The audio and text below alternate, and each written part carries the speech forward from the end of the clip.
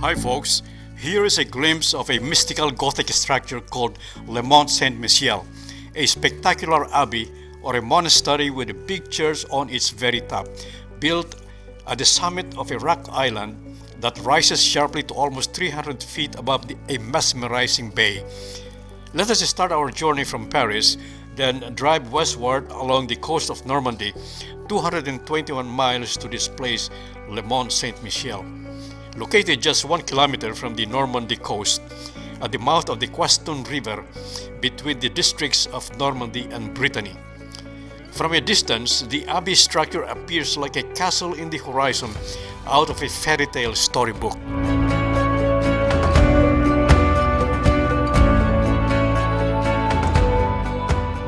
It has attracted travelers from around the world because of its beauty, unique construction of a diverse architectural style, unusual location in the middle of a sea, and a turbulent, fascinating history for the past 13 centuries, built from the 11th to the 16th centuries.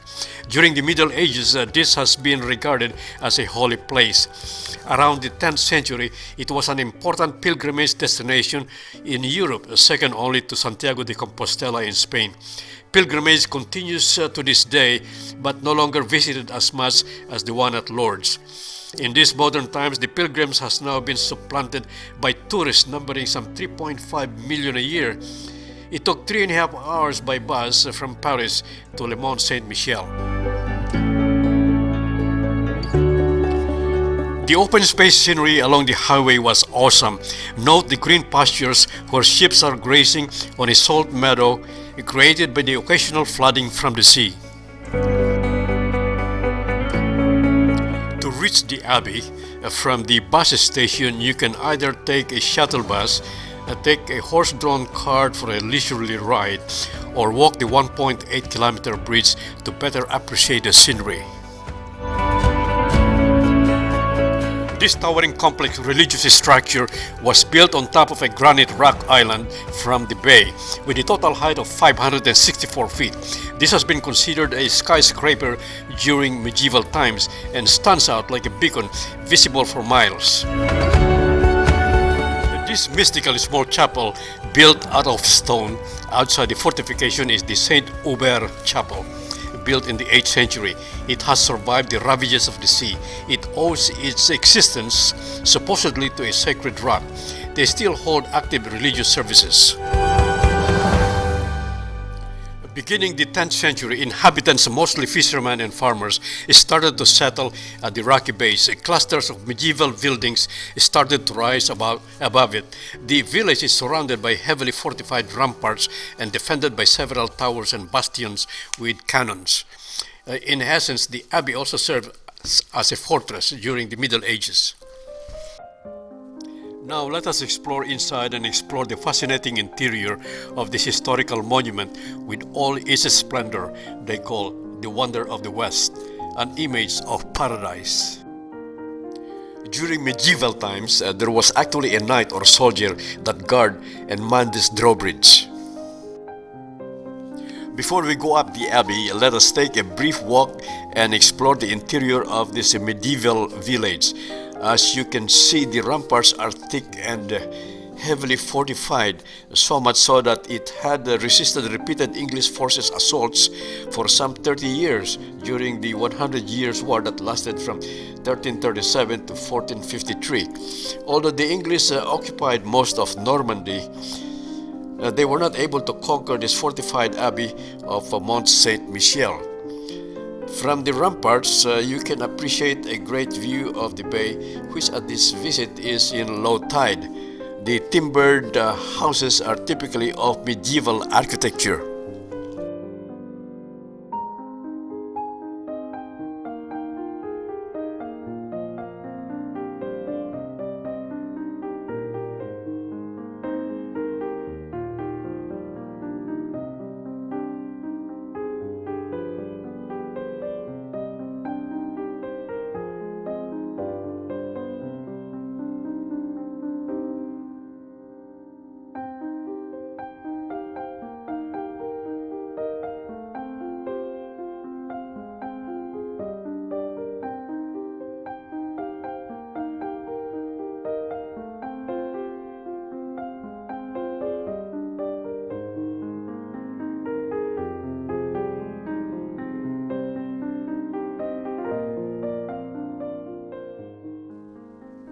Now let us go down and join the group and promenade a little bit in the single narrow main street or La Grande Rue and visit some of the many shops and restaurants.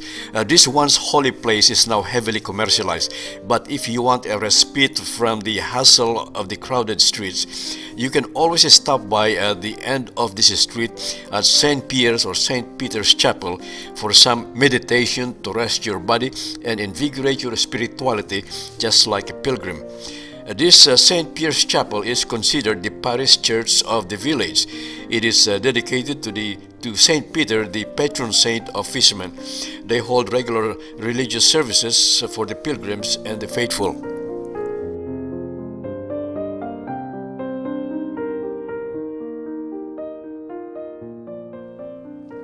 There is our good-looking guide Alain, waiting for the rest of the group to come out of St. Pierre's Chapel. Note the statue of Joan of Arc at the door entrance, a saint and national heroine of France. She has led the French army to victory against the English on several occasions. She came to the successful defense of Mont St-Michel at one time.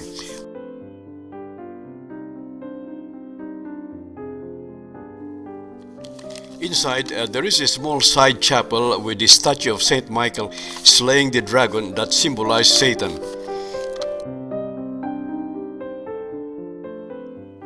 Now that we are all gathered, we can start ascending the many stone steps to the Abbey, some 260 feet above. Since we are ascending on the side walls of the village, we can have a good view of the bay, the medieval buildings of the village, the ramparts, towers, and other massive fortifications that surround the village. A cannon is even in place to show how this place was defended. So not only can we observe a religious architecture, but also a military architecture.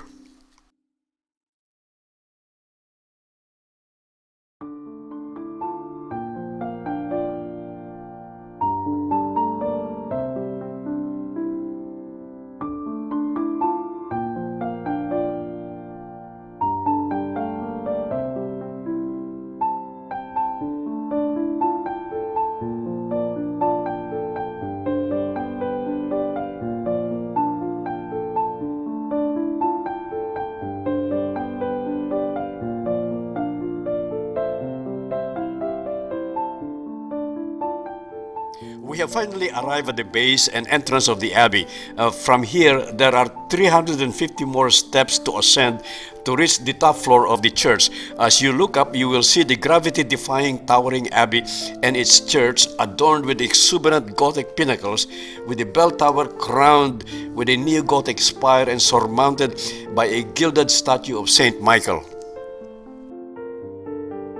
As we walk between the massive walls of the Abbey, notice the impressive architectural style of a mixture of Carolingian, Roman, or Gothic style, an architectural masterpiece given the limited resources when construction began in the 10th century and the difficulty of building on top of an even rocky island with limited space. Finally, we have reached the top floor. The church is the centerpiece of this extraordinary Abbey construction. We will enter the Abbey church and look around briefly before we exit to the west terrace so we can see the front facade of the church and enjoy the superb panoramic view of the bay and the green pastures of Normandy beyond the bay, which is now at low tide. The 1.8-kilometer bridge is also full view from the terrace. The ramparts and garden below can be nicely viewed from here. The mouth of the Quesnon River that separates Normandy from Brittany is well shown here.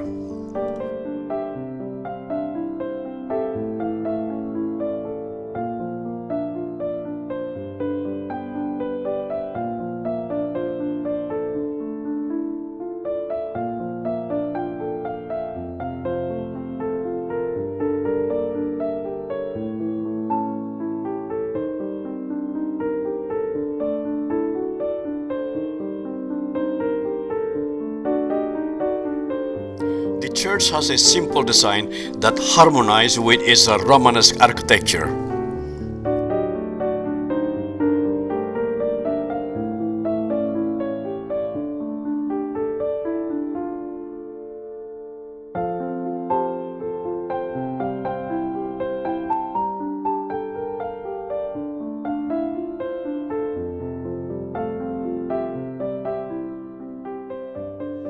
Let us now go inside and appreciate the elegant interior. The interior of the church is mostly 11th century Romanesque style with rounded arches and small windows designed by an Italian architect. In the 13th century, the church was extended to enlarge the altar and chancel in Gothic style, with the pointed arches and bigger windows to allow more light to the sanctuary. The verticality and grace of its design is magnificent, certainly a masterpiece of decorated Gothic architecture that harmoniously mingled with the existing Romanesque architecture. Victor Hugo, the internationally renowned French writer, called it the wonder, the most beautiful building in the West, considering the technical difficulty of building on the edge of a rock island.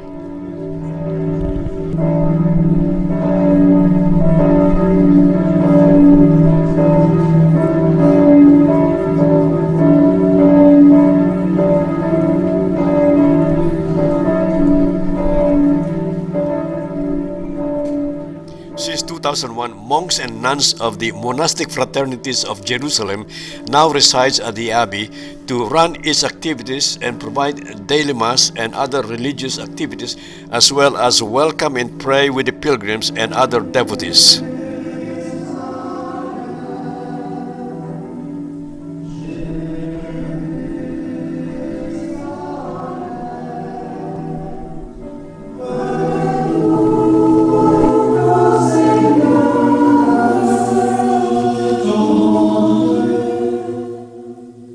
The cloister is a place of silence set aside for prayers and meditation.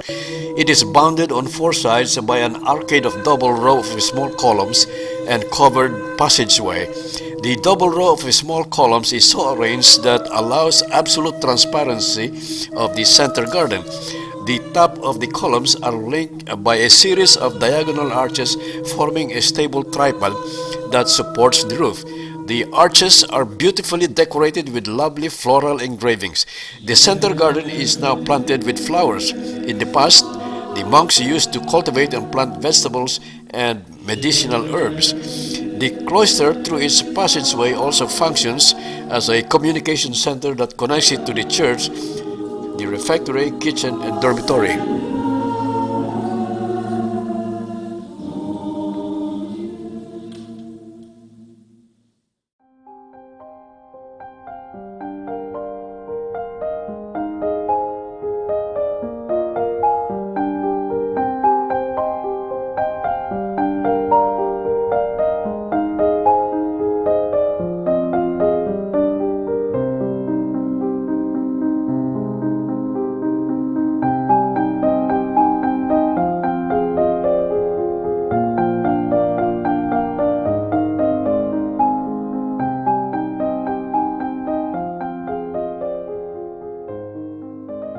From the cloister, let us enter the refectory, a communal dining hall, a very large room as you can see, with a wooden barrel ceiling.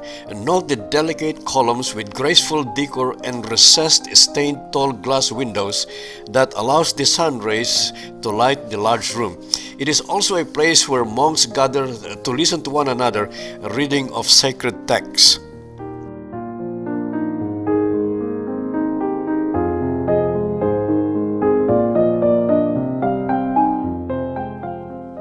From here, let us go down to the crypts on the second floor. Before we exit the spiral stairway, we will encounter a medieval bas-relief carving or engraving of Saint Michael with his hand on the head of the Bishop Aubert, instructing him to build a sanctuary in his name on this rock island. As we exit to the crypts, we encounter the large pillars erected in 1446, serving as a base and support of the choir and chancel of the Abbey church above. After the crypts, we pass through winding, narrow passages that leads us to the big wheel. This was installed in the 1820s during the French Revolution to lift or lower supplies and provisions for the prisoners at the Abbey. At that time, the monks were ejected and the Abbey was used as a prison. The big wheel operates like a tread wheel. 6 prisoners were made to walk forward inside the wheel to turn it, much like hamsters walking on a wheel. A rope attached to a pulley is stretched out and down of the building to hoist supplies and other materials.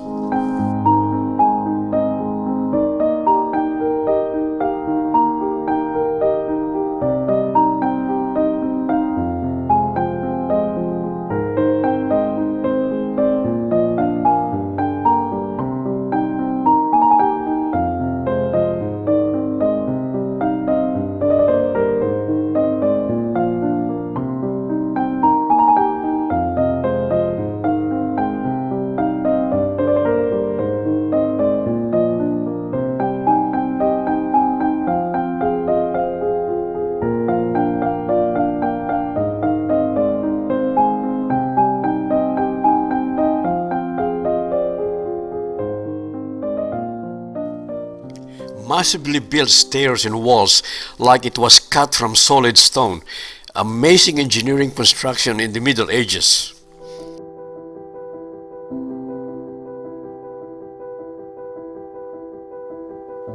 This guest chamber is a large reception hall to receive royal and noble guests. Very impressive room in Gothic style with elegant ceiling and rows of large tall columns that divide the center and supports the refectory above.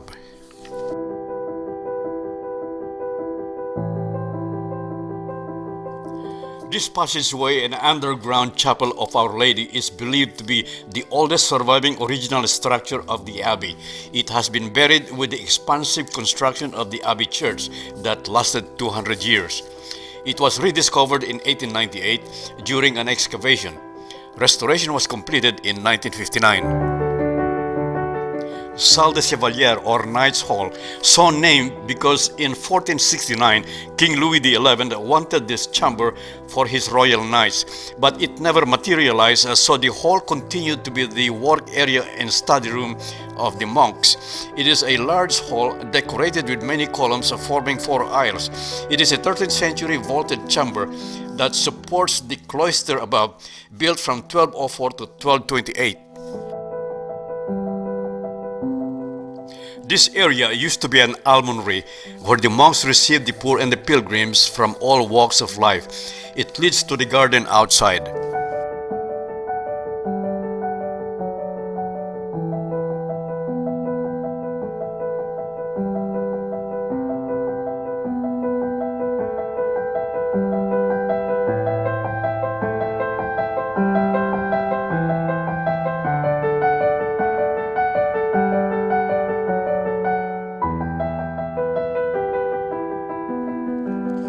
As we exit and end our visit, let's walk along the ramparts and enjoy the scenery of the surrounding bay and the medieval walls of this mystical village and abbey, once an important pilgrimage destination and a bastion on the sea.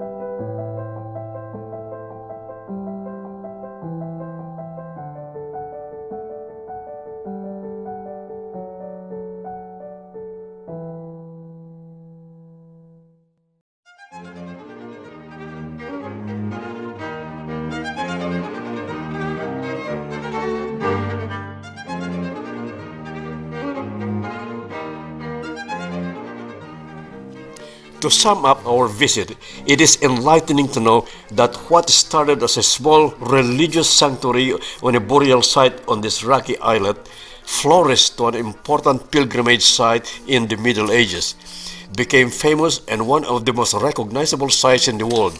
In the past 1,300 years, it survived a turbulent history and the ravages of time and elements. Yet, it remained as one of the finest examples of France's medieval architecture and fortified abbey. It is recognized as a cultural, historical, and architecturally significant.